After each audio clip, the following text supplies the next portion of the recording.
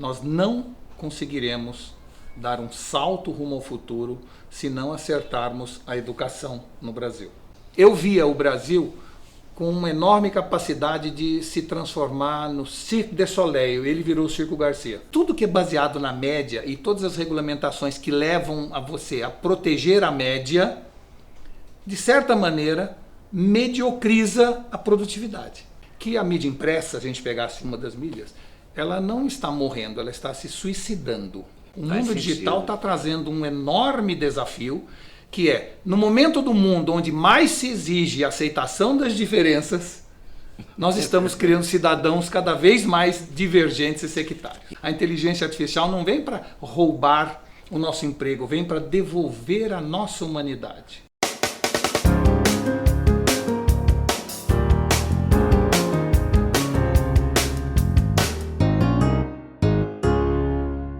Meu convidado de hoje é multifacetado, é publicitário, é conselheiro editorial de várias empresas de comunicação, é um empreendedor digital, empreendedor da vida real, dirigiu o Grupo Abril, a revista Veja, várias coisas. O Walter Longo é poderosíssimo do ponto de vista da inteligência e da sua capacitação profissional. Não vou ficar aqui dando o currículo todo, porque eu mesmo fiquei impressionada ontem quando eu imprimi. Eu fui imprimir seu currículo. Isso tem a ver com a idade, você vai ficando mais velho, vai acumulando coisas. Não, muito bom mesmo. E vi várias entrevistas suas e várias palestras e fiquei encantada. Você é encantador, realmente um palestrante fantástico. E vou começar falando de uma coisa que eu senti que é uma preocupação sua, porque senti em vários momentos da vida, das palestras e entrevistas, você falou muito de educação. Certo. E acho que a educação é a grande questão brasileira. Eu tenho a impressão de que isso é algo que já está, eu diria, absorvido pela sociedade, que é, nós não conseguiremos dar um salto rumo ao futuro se não acertarmos a educação no Brasil. Por outro lado, muita gente ainda entende que a educação ainda se resume a mais sala de aula, mais professor, mais lousa e mais giz. E, na verdade, dessa forma nós não vamos muito longe. É muito mais do que isso. É muito mais do que isso, e cá entre nós estamos saindo de um momento do mundo que nós chamamos de Idade Média, onde tudo era baseado na média. Inclusive a educação. Você chegava numa sala e dava a matéria baseado na inteligência média daquele grupo, né?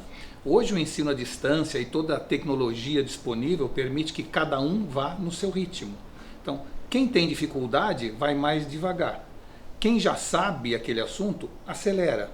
Isso permite que as pessoas cheguem ao seu potencial máximo, cada um deles, e não à média, que normalmente é medíocre. Então, claramente o Brasil vai ter que investir na educação muito mais nesse elo perdido entre o professor e a tecnologia, procurando então criar o que a gente chama de um leapfrog, que é um salto da rã, rumo a uma nova forma de educar, e educar milhões ao mesmo tempo, cada um individualmente na sua necessidade e na sua capacidade.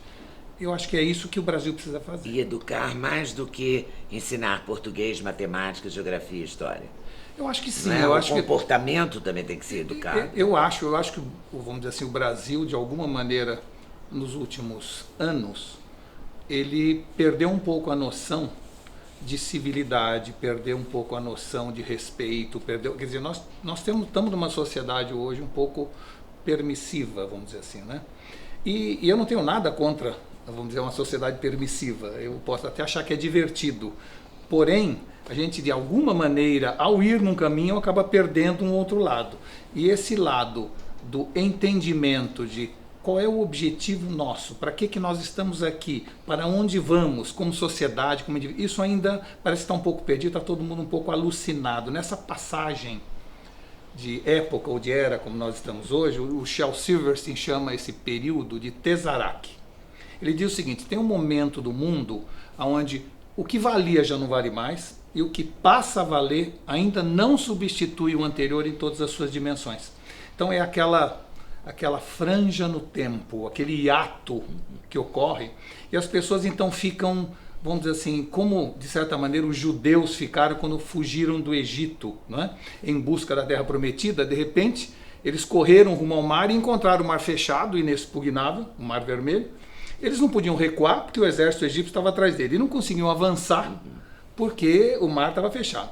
E aí conta a Bíblia que de repente o mar se abriu e eles passaram, né? Não é verdade, ou seja, não foi bem assim. Na verdade, eles se jogaram ao mar, convictos de que queriam a liberdade a qualquer preço, e Deus ficou tão emocionado com a coragem e determinação daquele povo que abriu o mar para eles terminarem a travessia. O que isso nos ensina? Ensina que a gente tem que se jogar nesse novo mundo de maneira entusiasmada. Se eles tivessem ficado botando o pezinho na água para ver se estava quente ou frio, estavam fazendo pirâmide até hoje no Egito.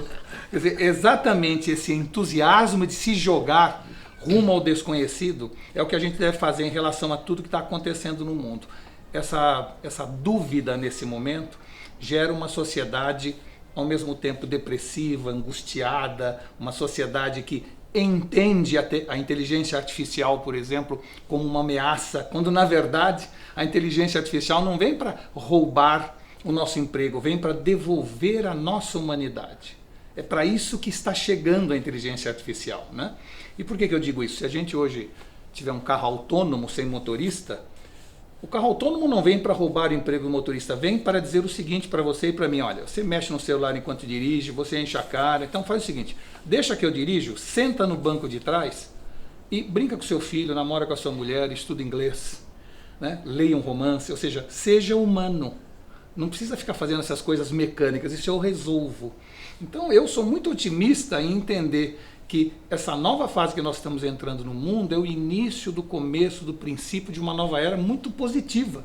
E se a gente ficar com recalcitrâncias, com dúvidas, nós não vamos aproveitar tudo que ela traz. Se a gente ficar apegado ao passado também, a gente vai atrapalhar esse futuro. É isso, eu acho que sim. Por outro lado, eu acho também que é importante a gente entender que tudo que existe daqui para frente foi construído em cima de bases do passado, né? Eu tenho hoje uma sensação que o mundo está cindido. A gente tem as viúvas do velho mundo e as noivas do novo mundo, quando na verdade nós precisamos aí as esposas dessa passagem, tá certo? É isso que a gente tem que fazer. Esse momento.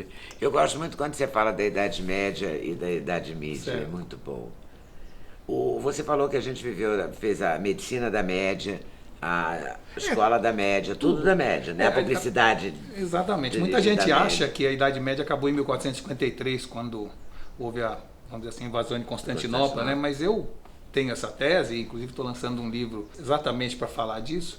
A Idade Média está acabando só agora e não naquela época. E por que eu faço essa afirmação? Porque, no fundo, tudo até hoje era concebido pela média, né?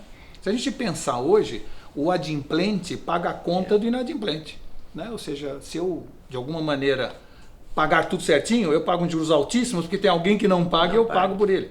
Se eu estiver no ramo da saúde, quem se cuida paga a conta de quem enfia o pé na jaca. Não faz sentido mais isso, né? Por quê? Porque a gente tinha que fazer tudo pela média.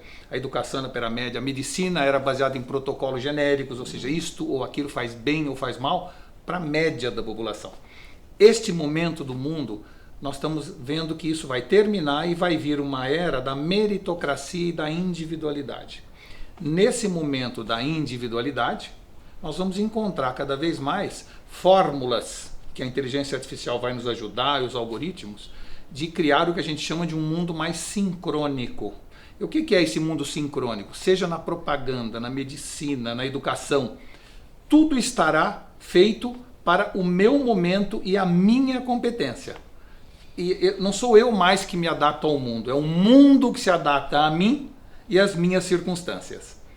Essa é a busca que na propaganda, na medicina, na educação a gente está fazendo agora. Isso só é possível porque o Big Data veio para conhecer individualmente as pessoas a custos permissivos. Antes era impossível, né? Antes você tinha que falar a mesma coisa para todo mundo, porque você não sabia nem quem estava na frente de uma televisão, de uma rádio, de um jornal. Hoje, com o celular, eu sei exatamente com quem eu estou falando e eu posso falar coisas diferentes para pessoas que estão em momentos diferentes da vida.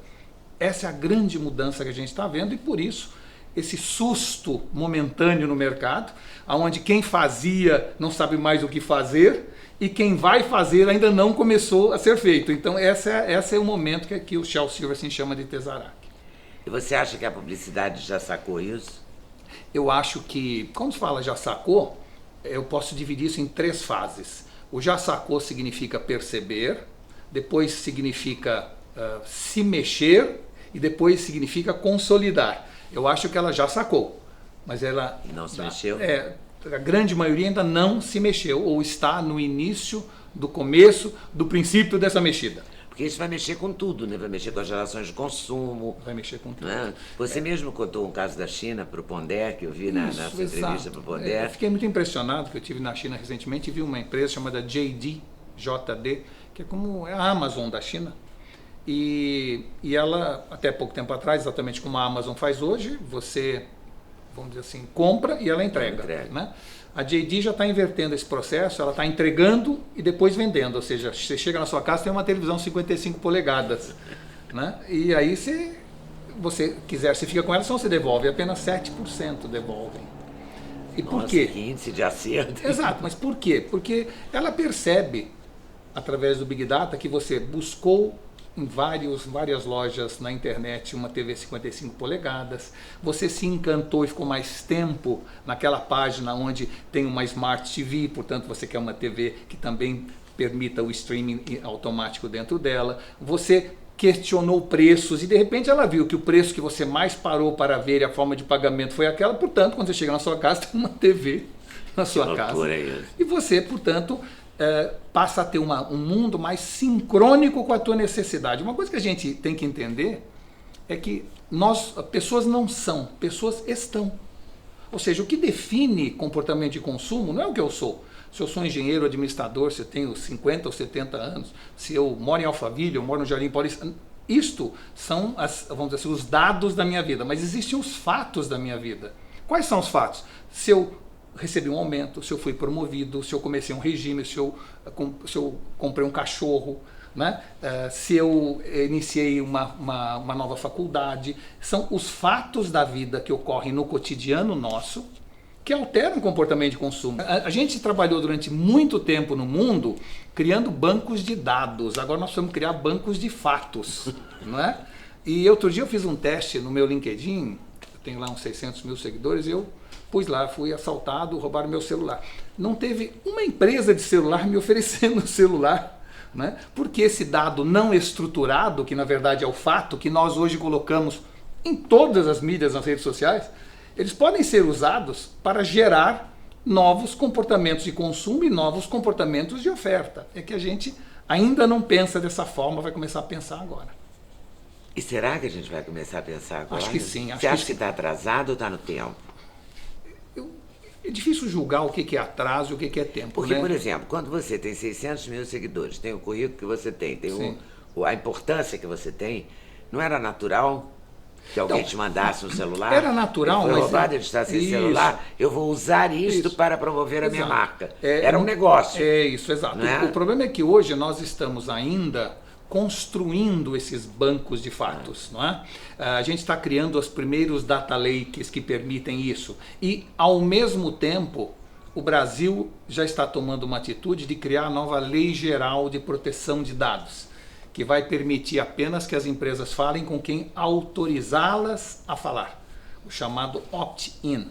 Então, daqui para frente, todas as empresas vão ter que querer e pedir o meu e o seu opt-in, para poder falar comigo. O consentimento para. É o consentimento. Esse consentimento vai finalmente valorizar as marcas de valor. Ou seja, veja que interessante, o que parece ser uma má notícia para as marcas é uma excelente notícia, porque foram as marcas que investiram em campanha, em comunicação, em marketing, em respeito ao consumidor, que eu vou dar o opt-in para que elas falem comigo.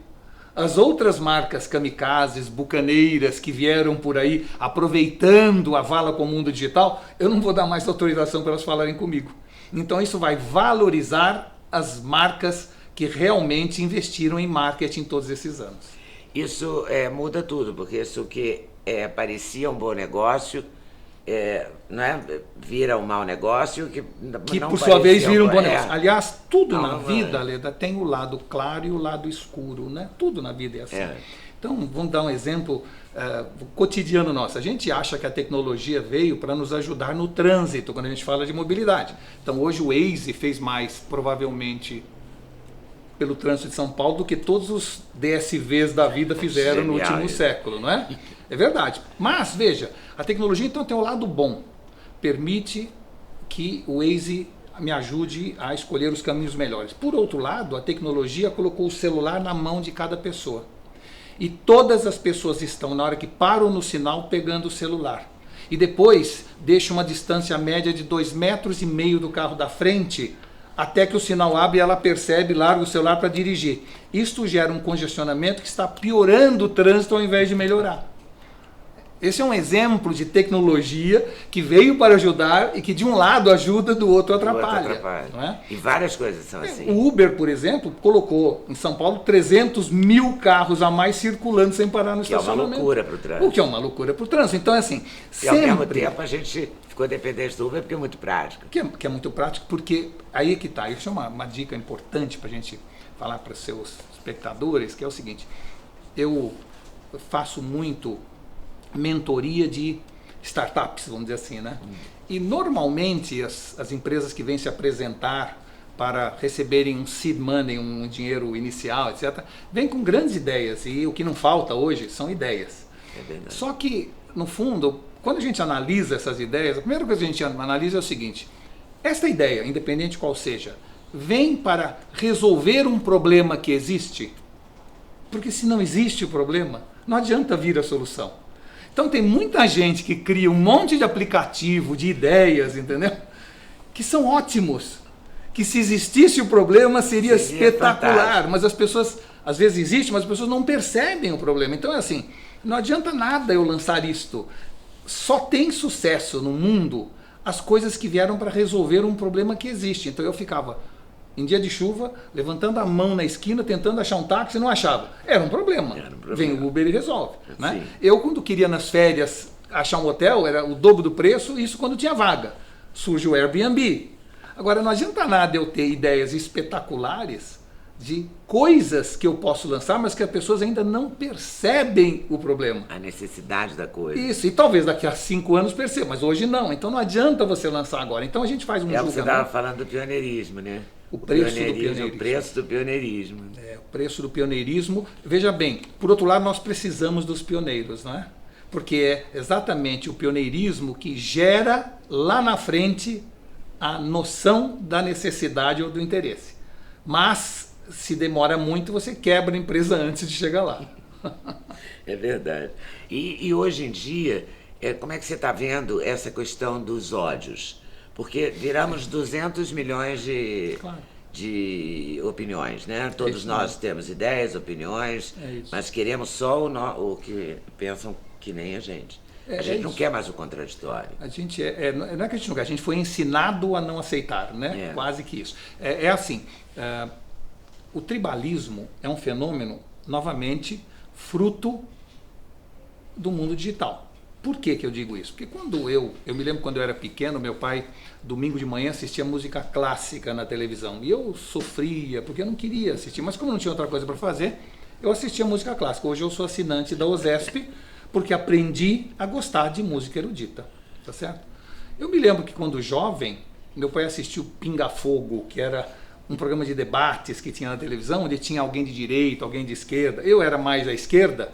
Mas eu ouvindo alguém de direita, eu entendia que aquela pessoa tinha um ponto de vista interessante. Ou seja, eu me deparava na mídia de massa com o contraditório, porque era uma televisão para a família, né? Meu pai era palmeirense, meu irmão era São Paulino, eu era corintiano. Então, às vezes eu assistia Palmeiras e São Paulo, que era a única televisão, e eu aprendi a gostar do esporte pelo esporte, e não apenas para torcer. Ou seja, a mídia de massa, durante os últimos 50, 100 anos, criou em todos nós um costume de ouvir, assistir o contraditório, a opinião divergente, as diferenças. E nós passamos a ser pessoas mais abertas ao contraditório. De uns 15 anos para cá, os algoritmos e o mundo digital fazem agora com que, se eu entrar e quiser pagode no Spotify, vai tocar pagode o resto da minha vida. Nunca mais você Porque vai ele ver outra entende coisa. que eu gosto daquilo e vai me dar só daquilo. Não é? Se eu der um like de um churrasco na laje, eu vou ver todos os churrascos na laje que existem no país. Então, a partir de um comportamento passado, há uma inferência do que eu quero no futuro, o que gera muito mais engajamento. Claro, se eu gosto daquilo, eu vou ficar cada vez mais envolvido com aquilo. Só que tem uma coisa, acaba com o contraditório. Eu fico cada vez mais sectário, cada vez mais reacionário a qualquer coisa divergente ou diferente. Então, o mundo digital está trazendo um enorme desafio, que é, no momento do mundo onde mais se exige a aceitação das diferenças, nós estamos criando cidadãos cada vez mais divergentes e sectários. Incrível isso, né? É isso. Mas é tão forte isso, Bem né? forte. E você acha que as pessoas já percebem isso, não? Eu acho que sim. E, novamente, o mundo, Leda, sempre achou solução para os seus problemas. Você acha que vai achar a solução para essas coisas? Sempre há. Isso é pendular, não é? Ou seja... É natural que é, né? É natural que é. E é interessante que eu estou fazendo um livro para lançar o ano que vem chamado... Como é que é esse livro? Chama-se O Trilema Digital. Mas esse é do ano que vem? É, do ano que vem. E esse de agora? Você falou que Esse que eu estou lançando agora é o fim da Idade Média e o início da Idade Mídia, que é isso que nós estamos falando. É ótimo. Agora eu estou falando já de um outro livro chamado O Trilema Digital, e que trata dos 3 desafios que o mundo digital trouxe para nós. Um deles é o tribalismo, esse que nós acabamos de falar, né? E um outro é o problema que nós falamos logo no início da nossa conversa, da educação. Eu, quando era pequeno, na minha escola, eu tinha que botar tudo na minha cabeça. Eu não tinha um hard disk, um pendrive que eu pudesse colocar qualquer informação. Então, tudo que eu aprendi e tudo que eu sabia estava dentro da minha cabeça. Então, no momento que estava dentro da minha cabeça, sem que eu pedisse, os neurônios começavam a fazer sinapse. Então, vou dar um exemplo. Eu lia ou estudava que os rios Tigre e Eufrates banhavam a Mesopotâmia. Eu via que a civilização na Europa acabou se concentrando na beira dos grandes rios, Reno, né, Danúbio. Eu via que o Nilo foi o berço da civilização egípcia. E isso, ao estudar isso tudo e colocar tudo na minha cabeça, de repente na minha cabeça vinha um questionamento, um insight. Por que no Amazonas, que é o maior rio do mundo, não existiu nenhuma civilização muito grande ao entorno dele? Então, esse insight, esta ideia, eu não pedi para vir na minha cabeça. Ela veio espontaneamente. Naturalmente. Ideia é como gato e não como cachorro. Ou seja, vem quando ela quer e não quando você chama. Você não fala, vou ter uma ideia. Tá certo? Então, por que a ideia vem? Vem a partir do conhecimento embarcado na nossa cabeça. No momento em que agora eu tenho toda a informação do mundo no meu celular e no dia que eu precisar, aquela informação está lá, é muito bom ter essa acessibilidade. Só tem uma coisa, lá não faz sinapse, lá não gera tese, lá não gera insight. Então nós estamos assistindo nesse momento o crescimento da indigência cognitiva, que é preocupante, né? Mais um dos desafios desse trilema. A gente vai passar, qualquer coisa que a gente precisa, a gente pergunta para o Google, né? Isso, mas é pior do que isso. Mas a gente não assim, guarda nada, não associa nada. Outro dia alguém falou assim, eu não preciso saber nada porque está tudo no Google. Essa é uma frase que deveria, vamos dizer assim, receber um repúdio absoluto da sociedade. É de uma ignorância, porque está lá, porque, né? assim, não está aqui. Isso, não está aqui. Ao não estar aqui, não faz sinapses, não gera teses, né? Então, hoje, por exemplo, o processo criativo na publicidade, até pouco tempo atrás, o processo criativo na publicidade era um papel em branco. Eu trabalhei no meu início profissional na criação publicitária. Eu me lembro que eu recebi um briefing, tinha um papel em branco na frente e do papel em branco surgiu a ideia. Agora não conseguem mais fazer isso. Você precisa de uma referência externa para gerar uma inferência. Por quê? Porque a cabeça não está povoada de referências. Elas estão todas fora. Eu tenho que ficar olhando foto no computador de maneira lobotomizada. Você acabou de me explicar umas coisas que eu não entendia sobre as pessoas. Porque assim, Ah, vamos fazer uma foto. Ah, tá aqui a referência. Mas isso. como assim a referência? Se a gente isso vai fazer a foto, por que a gente não faz a A foto? sociedade está Mas precisando de tudo agora referências. precisa de referência. Para gerar uma inferência é preciso uma referência, né? Essa é a nova forma do processo criativo. E isso, sem dúvida, demonstra uma indigência cognitiva. Ou Isso seja, limita a criatividade, exato, né? Claro. Limita, quase que inviabiliza a criatividade natural e original. Ela passa a ser uma copiedade, não uma criatividade, né? Claro. Copiedade, isso mesmo. Eu não tinha tinha chegado nesse raciocínio, mas estava me incomodando a história da referência. Porque para tudo tem uma referência, as coisas mais bobas. Sabe? Uma foto, uma mesa. Isso. Vou colocar uma mesa mais bonita Deixa hoje. eu olhar uma aqui uma referência. É isso mesmo. Isso me incomodava profundamente. Uma coisa também que você fala que eu gosto muito é que o bom comportamento é punido. E o mau comportamento é uma via de regra. Isso já é, vamos dizer, uma distorção natural de sociedades contemporâneas. Aí não tem nem a ver com tecnologia, né? De Não, certa tem maneira, a ver com o mundo mesmo, real. No mundo real, né? Vamos dizer assim, os bem comportados na Idade Média, vamos dizer assim, pagam pelo comportamento mal dos outros. Na área do crédito eu faço isso, na área do seguro-saúde eu pago, mas em geral, não é? O que está acontecendo é que a sociedade baseada na média, ela de alguma maneira, ela desincentiva o bom comportamento e ela incentiva o mau comportamento. Se a gente tiver uma sociedade meritocrática, onde eu vou ganhar mais quanto mais eu produzir, quanto mais eu me esforçar. Mas hoje a regulamentação salarial, por exemplo, é assim, pessoas que exercem a mesma função têm que ganhar a mesma coisa. Então, duas pessoas no telemarketing estão fazendo o telemarketing ativo ou passivo, de receber chamadas ou de ligar. Tem que ganhar a mesma coisa. A regra hoje é Mas essa. você acha que isso limita a criatividade? Isso desincentiva quem se esforça. Você falou assim, se o cara do lado não está fazendo, está ganhando uma coisa que eu, por que eu vou me esforçar? Então, assim, tudo que é baseado na média e todas as regulamentações que levam a você a proteger a média, de certa maneira, mediocriza a produtividade em qualquer segmento de atividade. Eu, por exemplo, discuto muito esse assunto, mulher tem que ganhar igual a homem. É uma bobagem inicial que eu acho que pode ganhar muito mais. Não é mais a mulher ou o homem. Aquela mulher e aquele homem é que podem ganhar muito mais ou muito menos, dependendo de quão bom eles são. Não existe mais esse negócio de igualdade, que a igualdade faz com que naturalmente eu crie um laissez-faire, laissez-passer. Com que naturalmente eu, vamos dizer assim, não vou no meu limite máximo, eu fico na média. Né? Não incentiva. Não incentiva isso. Então, talvez por isso que a gente fale que, de certa maneira, nessa sociedade da Idade Média, que nós estamos saindo agora, havia quase que um incentivo não ao mau comportamento no sentido, no lato sensu, mas a você não se esforçar para dar o melhor de si. E daqui para frente, na Idade Mídia que nós estamos falando, né, onde a meritocracia que vai prevalecer, onde eu vou poder avaliar individualmente as pessoas, onde eu vou falar com as pessoas de maneira individualizada, aí eu vou dar o devido mérito a cada um. Eu hoje pago um preço de prestação igual a quem não paga a prestação, se eu pagar. Tá certo? Então, o que está fazendo? Está custando muito mais para mim do que para ele.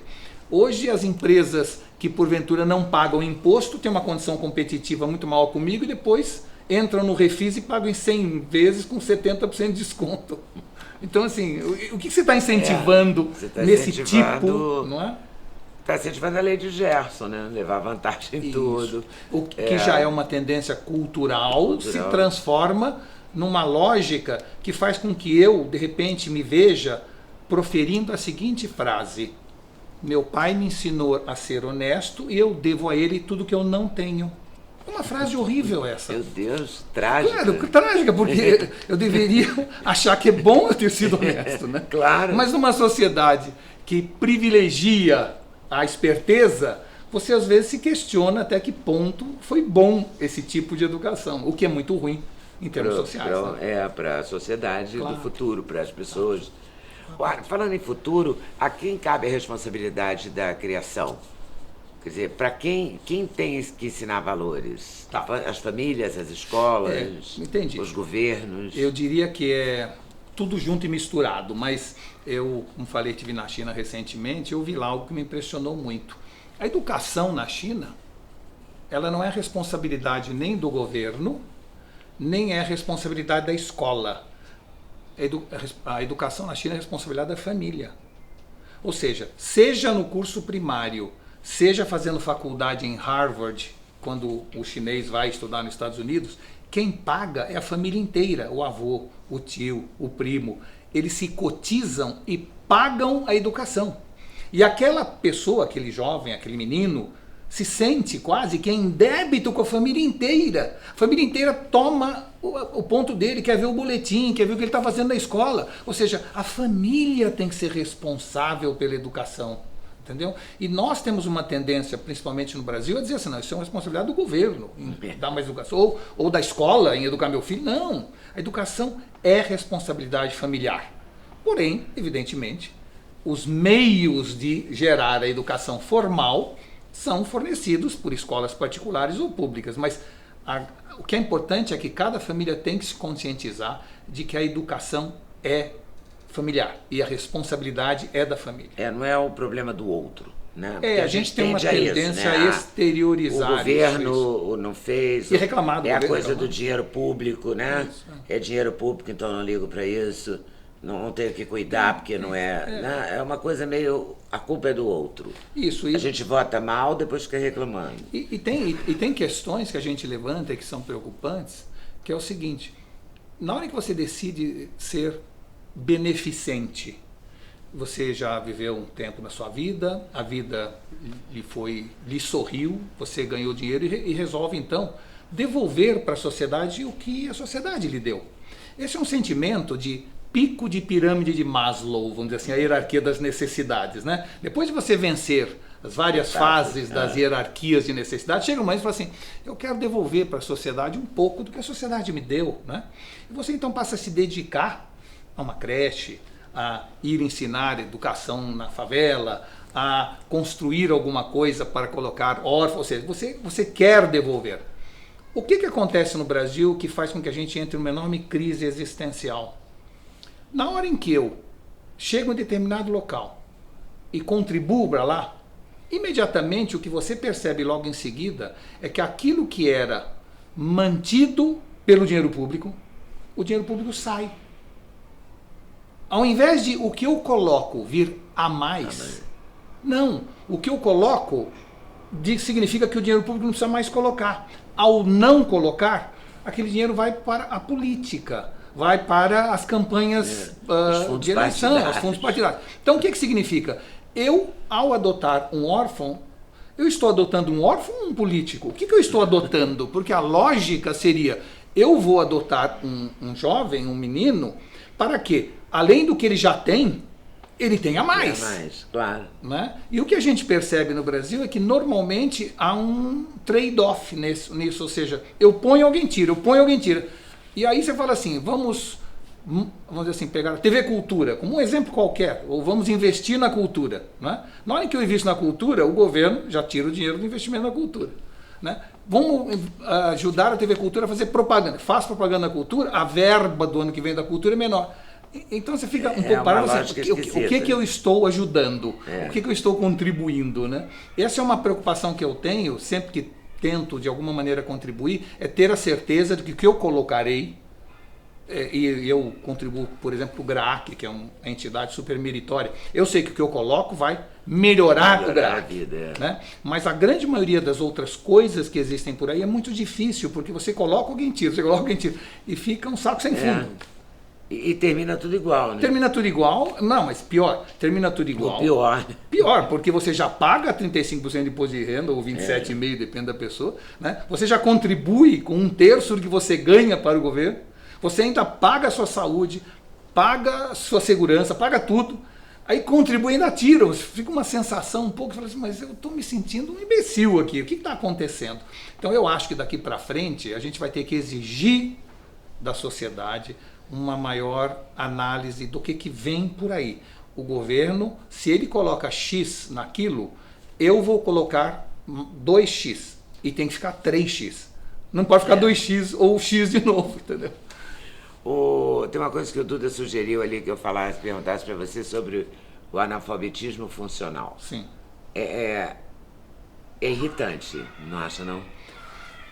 Porque você não consegue... A educação no Brasil, ela ensina o básico, ou nem o básico, mas ela não te ensina a vida, não te prepara para O analfabetismo funcional... a vida real. É isso, o analfabetismo funcional tem um enorme volume de razões para existir, né?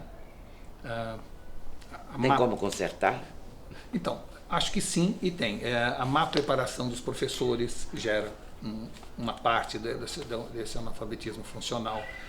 Deixar tudo no celular ao invés de botar na cabeça gera um analfabetismo funcional, né?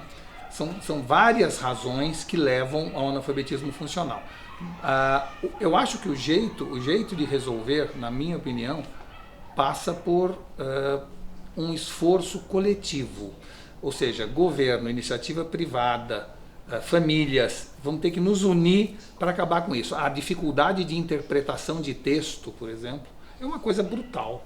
As pessoas estão lendo cada vez menos. Mas a gente percebe isso nas redes sociais. Isso, exato. As pessoas estão lendo, as pessoas não têm paciência para... Não lê nem a legenda. Eu ontem vi um vídeo, numa dessas redes sociais, nem me lembro onde a pessoa dizia assim: não deixe de assistir até o fim. Eu pensei, o vídeo vai demorar umas 2 horas. 10 segundos. O vídeo tinha 10 segundos. Caramba. E a pessoa avisava que tinha que assistir até o fim. Isso mostra, de certa maneira, que nós nos transformamos em scanners humanos. Nós estamos simplesmente dando uma passada de olhos e vamos em frente. A impaciência chegou a E esse o que ponto. isso traz como consequência? A leitura é um processo de coautoria. Boa. Certo? Ou boa seja, definição. Exato. O filme não é. Vamos dizer assim, na hora em que eu leio, eu estou criando junto com o autor. Tanto que se eu ler um livro hoje e lê-lo daqui a 5 anos, será outro livro. E quando você lê um livro e vai ao cinema... É outra história. Você fica até normalmente surpreso, decepcionante. Decepcionante com o filme. Porque você criou aquelas pessoas. Você criou. Então, o processo de interpretação, compreensão, vamos dizer assim, o analfabetismo funcional tem muito a ver com isso. A redução do índice de leitura gera uma falta de coautoria. E a falta de coautoria faz com que as pessoas fiquem cada vez menos com capacidade de foco. Hoje, o mundo inteiro está perdendo a capacidade de foco e de atenção. É mais um dos problemas que o mundo digital está trazendo. Mais impacientes, menos focados, mais burros. Eu diria assim, Ou menos inteligentes, para ser mais elegante. Eu diria assim, com menos uso dos neurônios, não é? Para ser mais para ser chique. Para ser chique. Adorei. Menor utilização dos neurônios na geração de insights e novas ideias, é isso. E eu queria falar com você de uma coisa, para você dirigir o Grupo Abril, ainda é do Conselho, a imprensa brasileira está sentindo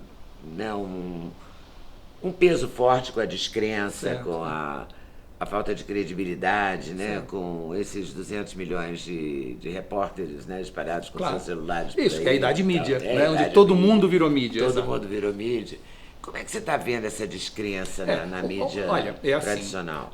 Eu acho que o problema não é de descrença. Descrença eu poderia resolver, a desimportância é que é o problema, não é? Ou seja, não existe nada mais agressivo do que a indiferença, né? Então, a pior coisa. É a pior coisa. Então, por que isso aconteceu, eu diria? Eu não estou mais no Conselho da Abril, que a Abril foi vendida, né? Então eu deixei tudo, né? Exato. Mas você tem anos de experiência Tenho nesse muito mercado. tempo para dizer com certa segurança, porque a gente nunca deve ser seguro de nada, que a mídia impressa, se a gente pegasse uma das mídias, ela não está morrendo, ela está se suicidando, não é? E parece que no final é a mesma coisa, mas não é. Não é. Eu vou dizer para você por quê. Todos nós temos 3 tipos de curiosidade.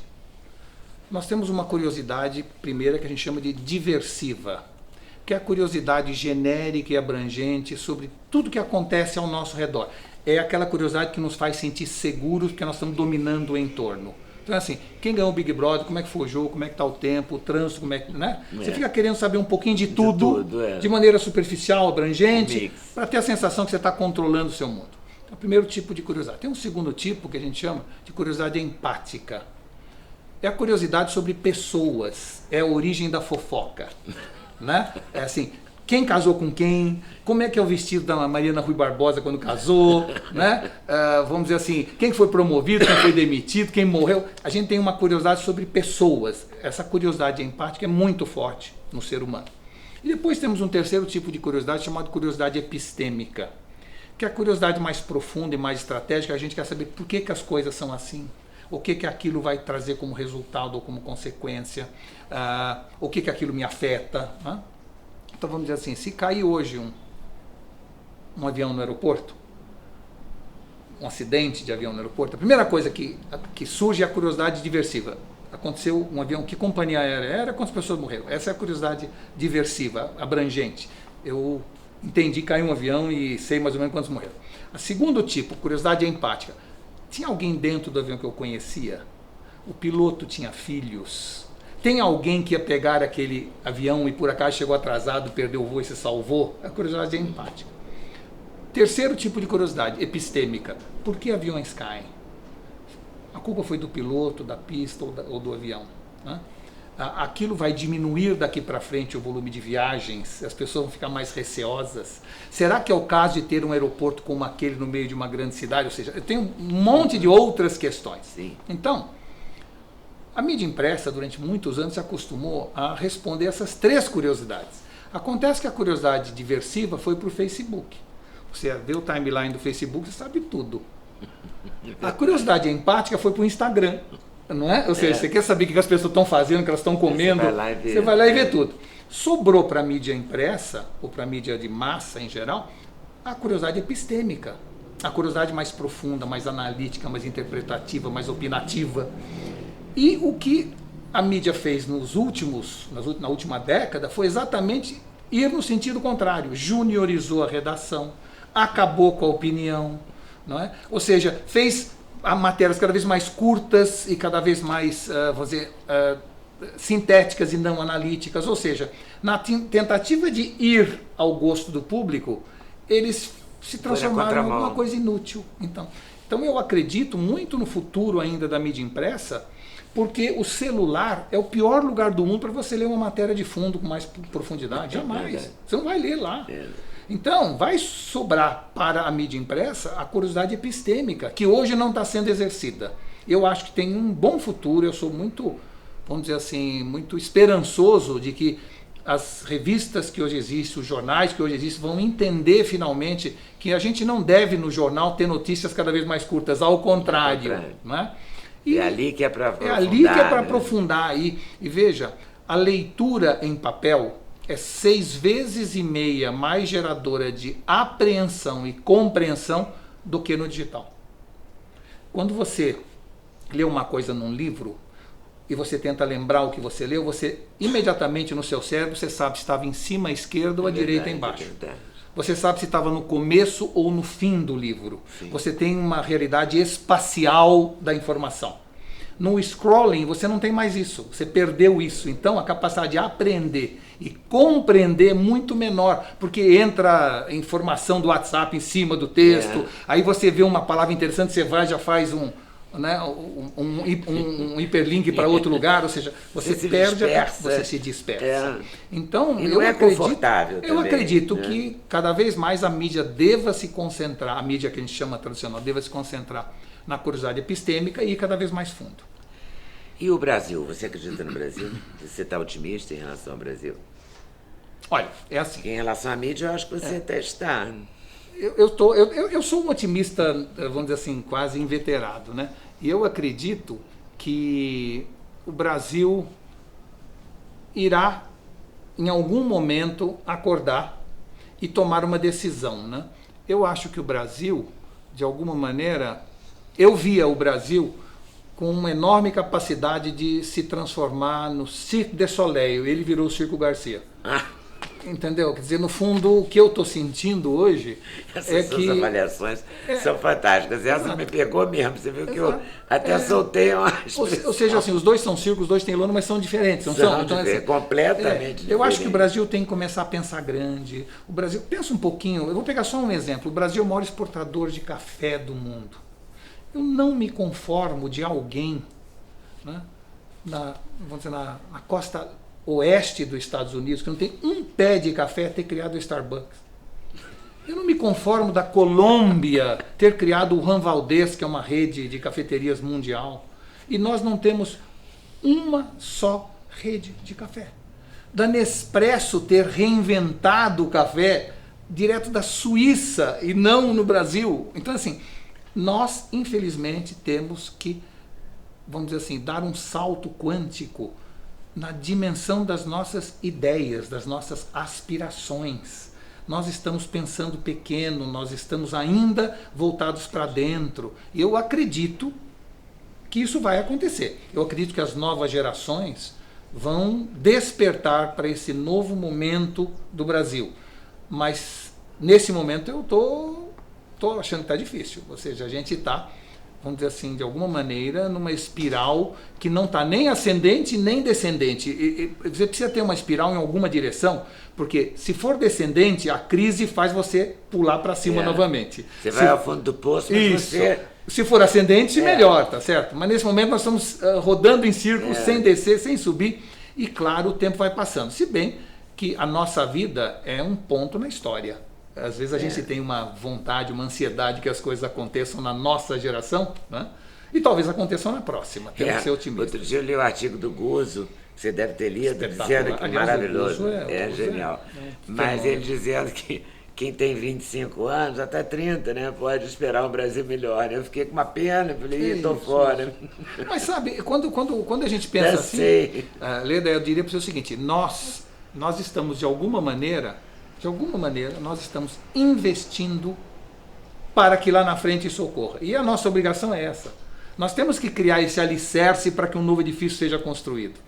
Nós temos que criar um senso moral, um senso ético nessa população. Nós temos que educar bem os nossos filhos. Nós temos que trazer valores. Nós temos que lutar, como a minha esposa Cris luta, por ter um Brasil mais decente, seja nas redes sociais, seja falando com as pessoas. Nós vamos ter, de alguma maneira, que criar essa plataforma, essa base, para que uma nova sociedade mais justa, mais meritocrática aconteça. Entendeu? Ainda que a gente não esteja vivo para ver. Mesmo que a gente não usufrua, o verdadeiro prazer é ter participado disso. Ter participou disso. É verdade. Quando eu digo que eu disse no início da entrevista que você era um empreendedor, o que você anda empreendendo, além da sua intelectualidade, dos livros? Eu sou sócio de algumas empresas digitais, né?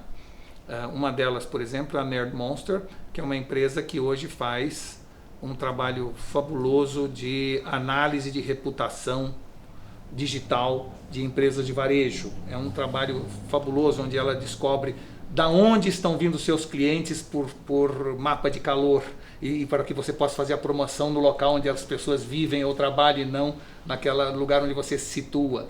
Ela faz uma análise do que estão falando sobre a sua marca, a sua empresa, o seu produto, imediatamente dando alertas quando alguém fala mal ou bem para que você se comunique individualmente com as pessoas. Então, essa é uma empresa, né? Tem uma outra empresa que é a BBL Games, que é na área de games, né? Ou seja, o e-sports é uma das coisas que mais cresce hoje no mundo, não no Brasil apenas, no mundo inteiro. É explosivo o crescimento dos e-sports, ou seja, gente que para assistir gente jogando videogame. Jura? Jura, é um fenômeno. Olha, em 2005, quando o League of Legends começou, de alguma maneira em 2007, acho, a surgir como um fenômeno de games, o campeonato mundial foi realizado num salão de um hotel. O último do ano passado foi realizado num estádio de futebol para 100 mil pessoas. 100 mil pessoas foram ao estádio para assistir duas pessoas ou dois times jogando League of Legends no telão. Então, esse é um fenômeno crescente e a BBL... É um novo tênis, é isso? É isso. De certa maneira, é o seguinte, as pessoas vibram como se estivesse num jogo de futebol. Que louco. Mas, ao mesmo tempo, A enorme vantagem é que todas as pessoas que estão lá aprendem com os jogadores e vão para suas casas e jogam individualmente. Então você tem nesse momento centenas de milhares de pessoas assistindo e milhões jogando. Isso transformou a indústria de games numa indústria maior do que Hollywood, numa indústria maior do que música em questão de 5 anos. É um negócio explosivo e por isso a BBL está investindo bastante nesse segmento. Isso é um engajamento?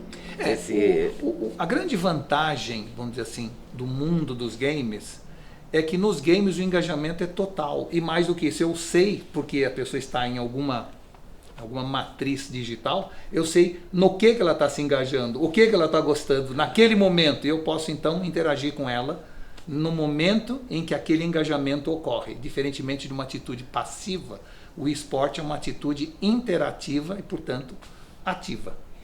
Eu acredito muito no esporte como fenômeno de mídia crescente no mundo hoje. Acho que o engajamento que o esporte está tendo, e esporte a gente chama, né? O esporte eletrônico, vamos dizer assim, é alguma coisa que ainda vai fazer muito barulho no mercado. Por quê? Porque o que está acontecendo no marketing hoje é que o que a gente fazia está dando cada vez menos resultado. Não é? Ou seja, os investimentos em marketing não estão trazendo o resultado de outrora.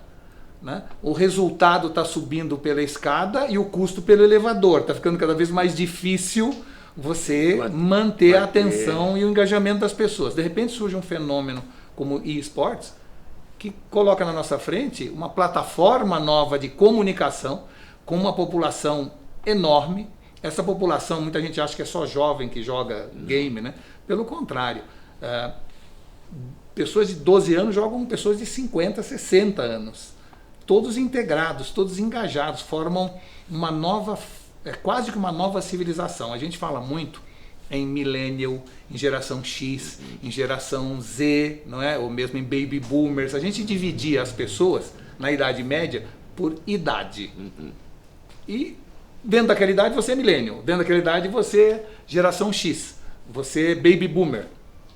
Agora a gente está passando a analisar, em função disso, dessa globalização e dos fenômenos como e-sports, a gente está achando que tem uma nova civilização chamada perennial, que é uma população de diferentes idades que se relaciona não por idade, mas por identidade. Se você olhar hoje, você tem mulheres de 50 que são amigas de mulheres de 20, que se vestem de maneira muito semelhante. Porque tudo mudou também. Tudo mudou. Não tem mais a roupa da mulher de 60 Isso, não existe mais, exato. Né? São pessoas todas muito mais ligadas no digital e nas suas redes sociais, quando você vai ver a idade de quem segue quem, tem idade de 12 a 60 anos. Né? Então, são pessoas que estão unidas em torno de ideias, de ideais, de identidade, ou às vezes do esporte. Então, eu tenho visto nas arenas de game no Brasil e no mundo, pessoas que são criancinhas com seus pais e seus avós, todos jogando, jogadores, ou assistindo, ou vibrando, com a mesma intensidade. Então, nós daqui para frente vamos ter que parar de pensar na Idade Média e passar a entender que nesse novo momento do mundo, o que importa não é mais a idade, e sim a identidade que as pessoas vão ter entre elas. Isso vai valer para tudo, vai valer para publicidade, né? Para tudo, vai valer para tudo. Por exemplo, no caso da alimentação, hoje as pessoas são esse novo grupo chamado Perennials, e nós fizemos muita pesquisa sobre esse grupo, eles são 17% da população. Mas eles têm 34% do poder de compra do brasileiro. Uau! E são o dobro disso em matéria de engajamento. Então, se você conseguir conquistar corações e mentes... 70 e tantos por cento, é isso mesmo. Vamos dizer assim, da capacidade de ser engajado. A capacidade que você tem de engajá-los. Então, é a população hoje que tem, primeiro, um enorme apreço pela tecnologia, aceita a tecnologia. Segundo, tem uma enorme preocupação com o que consome. Tem mais preocupação com marca do que come do que marca de roupa. Né? É uma população... A qualidade de vida, isso. A longevidade. Longevidade, exato. Tem uma preocupação extrema em equilíbrio na vida. Não faz tudo a qualquer preço. Tem uma noção exata do valor das coisas. Então, é uma nova sociedade que está se formando. E essa nova sociedade vai acabar, de alguma maneira, influenciando a sociedade como um todo. Né? Então é uma chance de a gente ficar melhor, né? Ah, não, nós seremos melhor, eu não tenho dúvida disso. A sociedade está melhorando, só que a gente espera que seja assim. Não é assim, é assim, mas está subindo, está melhorando, né? A sociedade, olha, a gente sempre resolveu todos os problemas que surgiram no mundo. Eu fiz um estudo de 120 vezes em que o mundo se deparou com uma hecatombe e a hecatombe não aconteceu. Na década de 70 o petróleo ia acabar, nós íamos ter que andar a cavalo, hoje sobra petróleo. Né? Depois teve o bug do milênio, vai cair avião, Nossa, elevador. A gente vai ficar preso no elevador. Não aconteceu nada. Depois nós tivemos a AIDS, que ia acabar com metade da população. Controlamos a AIDS e resolvemos, hoje convivemos com ela, apesar de ser um problema. É uma doença crônica. Isso. Ebola, ia acabar com metade da África. África a vaca louca, ia acabar com a Inglaterra. Não é? A falta d'água em São Paulo, tinha que fazer xixi no banho. Pensa quantas vezes nós nos deparamos com problemas. Problemas que pareciam insolúveis, que a imprensa falava, agora foi, agora não tem mais jeito. E a gente resolveu. Aí então vem a pergunta, se a gente sempre resolveu, por que a gente acha que não vai resolver os próximos? Por que surge essa sensação? A sensação vem por uma questão lógica, que é o seguinte: um problema só encontra a solução depois que o problema surgiu. Porque não adianta a solução antes do problema. Não existe solução antes do problema. Portanto, precisa que exista o problema para que depois a gente vá em busca da solução. Então, todos os problemas que a gente falou nessa nossa conversa, eles vão encontrar a solução. Só que, nesse momento, você pode não ver que existe a solução. Mas ele virá como sempre veio. Sempre aconteceu. Certo? Por isso eu sou otimista nesse aspecto. Só uma última pergunta, você joga game? Eu jogo game, claro que os games que cada um joga, esse é um outro dado importante, são centenas de games, cada um tem suas tribos de games, não é? E quem joga Fortnite não necessariamente joga League of Legends, né? Ou você joga FIFA, cada um joga um tipo de game. Eu jogo game, mas não sou um fanático, até porque eu acho que esse fanatismo do game entra em você quando jovem e depois permanece o resto da vida. Né? Eu, quando jovem, não tinha muito disso, né? Tinha os joguinhos, o máximo que eu peguei foi Mario Brothers, isso quando ainda não tinha o Pac-Man, tá certo? Então não era algo tão... Não era tão sofisticado, não era tão emocionante. Então eu não fui uma pessoa contaminada com a paixão, mas eu jogo até por o ofício de ser sócio de uma empresa de game, tem que estar sempre olhando isso, atualizado e vendo isso. Muito bem. Poxa, muito obrigada. Imagina, obrigado a você. É um prazer, viu? Um prazer enorme, aprendi um monte. Vou te dar a caneca aqui, que é obrigado, a lembrança querida. do nosso canal. O link está na descrição. Isso é uma piada interna, porque o Duda me enche a paciência para eu falar essa frase. O link está na descrição. Então, tá bom. Se você quiser adquirir a caneca, não sendo entrevistado no canal Leda Nagel, é só olhar na descrição. Obrigado. Obrigado a você. Por ter vindo. Obrigado mesmo. Muito obrigado mesmo. Tá. Quanto a vocês, obrigada por estarem nos assistindo. E é aquela coisa, né? Compartilha, dá like, dá força, avisa os amigos e volta no próximo vídeo. Aí aperta o sininho, é importante o tal do sininho. Se você ainda não se inscreveu, se inscreva.